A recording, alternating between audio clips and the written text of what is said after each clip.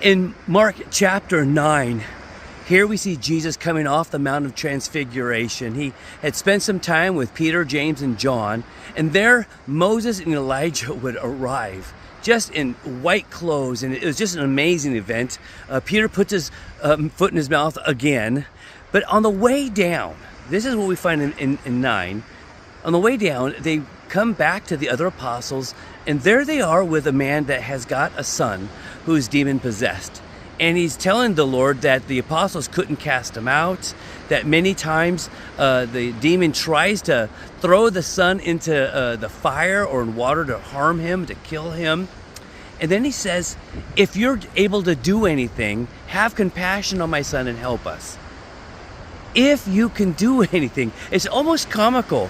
In Mark chapter 4, Legion is negotiating with Jesus about whether or not to be cast into the abyss or into the herd of swine.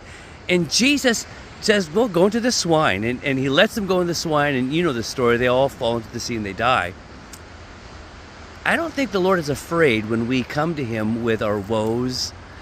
When we question, we got questions, we're looking for answers.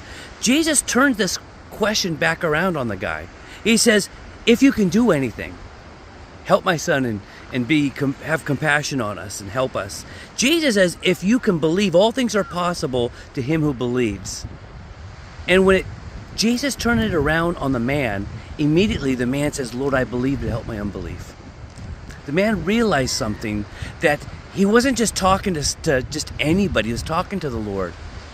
And I think at times as we are talking or negotiating with God, you know, if you help me get this car, I'll use it and drive people to church. Or if I get this job, Lord, I'll tithe 15% or whatever. We negotiate with the Lord all the time.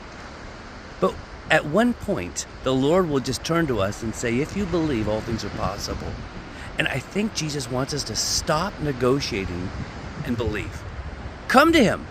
Dialogue with him. But there'll come a time when he will talk to your heart. It will cut to the quick.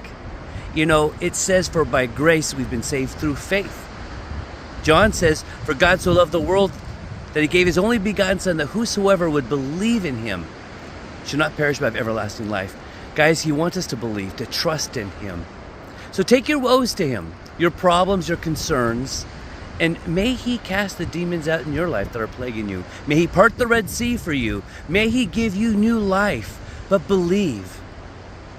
James would tell us that those of us that don't believe, we shouldn't even ask. We're like the waves just